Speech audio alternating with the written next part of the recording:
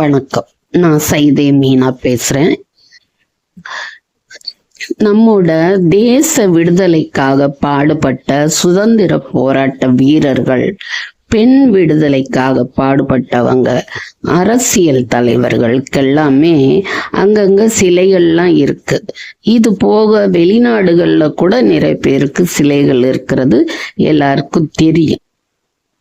இதுல இருந்து இன்னும் ஒரு படி மேல போய் எம்ஜிஆர் அவர்களுக்கு திருநின்றவூர் அப்படிங்கிற ஊர்ல நாதமேடுங்கிற பகுதியில ஒருத்தர் கோவிலே கட்டி அதுல எம்ஜிஆர் சிலைய நிறுவி பூஜை செய்துகிட்டு இருக்கிறாருங்க.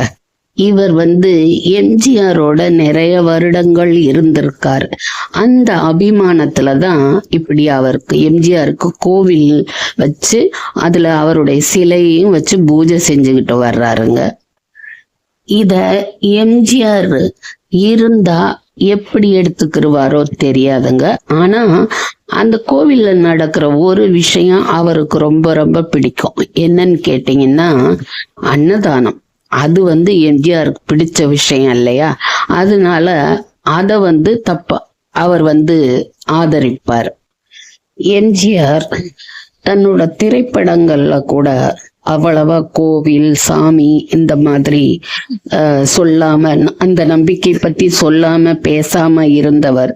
பிற்காலத்துல பின்னாடி ரொம்ப காலம் கழிச்சு அவர் கர்நாடகால இருக்கிற கொல்லூர் மூகாம்பிகை கோவிலுக்கு போனது, அந்த அம்பாள் மேல பக்தியா இருந்தது, அந்த கோவிலுக்கு வீரவாள் தந்தது, இதெல்லாமே ஊரறிஞ்ச விஷயங்க.